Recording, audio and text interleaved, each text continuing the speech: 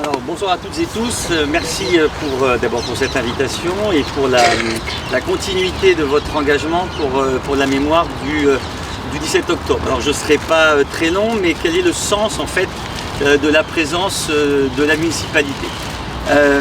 D'abord le sens c'est de soutenir votre demande, c'est-à-dire de soutenir la demande du MRAP pour qu'on ait une véritable reconnaissance du 17 octobre 61 comme un crime d'État. Je pense qu'il faut du temps dans les affaires de mémoire, on le sait bien.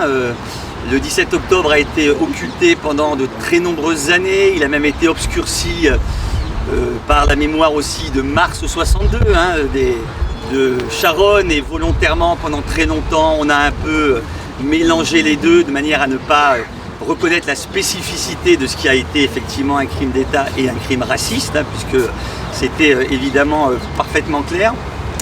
Il a fallu du temps, il a fallu, et je suis heureux que vous ayez cité Jean-Luc Einaudi, mais on peut aussi citer tout de suite effectivement, dès le lendemain du mois d'octobre, François Maspero. Je pense qu'il faut aussi rendre hommage à ces éditeurs de combat, à ces éditeurs de courage, au comité Maurice Audin, parce que beaucoup aussi ont été partie prenante du combat pour faire reconnaître la spécificité du crime du 17 octobre 61.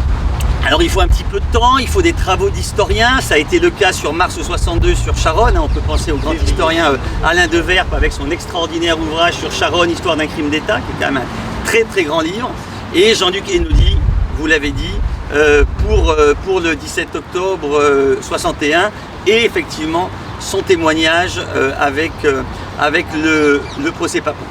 Des pas ont été faits. Le président Hollande en 2012, premier pas, mais ça reste insatisfaisant, tout n'est pas dit. On utilise effectivement un certain nombre de périphrases. Emmanuel Macron, vous l'avez dit aussi. Voilà, il faut un petit peu de temps. Vous savez que pour la reconnaissance de la participation de l'État français à la solution finale, il a fallu attendre aussi beaucoup de temps et beaucoup de circonvolutions. Donc il faut être tenace, il faut poursuivre, et voilà, donc c'était le sens aussi de ma présence. Dire aussi, et je le rappelle parce que vous avez cité le rapport de Benjamin Stora, que malheureusement nous sommes toujours dans l'attente à Montpellier d'un musée de la France et de l'Algérie. C'est-à-dire un musée à parts égales. On n'attend pas. Non, attendez. Je termine. Il s'agit de tordre le cou à ce qui avait été initialement envisagé. Mais aujourd'hui, je pense que les historiens ont fait suffisamment de travail et la question de la colonisation, de la mémoire de la colonisation est très enseignée à l'université. On a énormément de chercheurs de très grands talents. Nous disposons de collections et il est tout à fait envisageable, à condition de repenser totalement le projet et de l'envisager comme un projet de ce qu'on appelle aujourd'hui à parts égales, d'essayer de porter ce type de projet sur Montpellier. Vous en appelez un sur la capitale.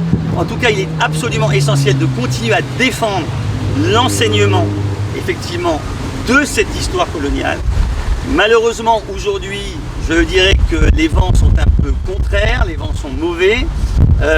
Les gens qui sont au pouvoir, on parlait ensemble du ministre de l'Intérieur, je ne suis pas sûr qu'on soit dans cette dynamique-là.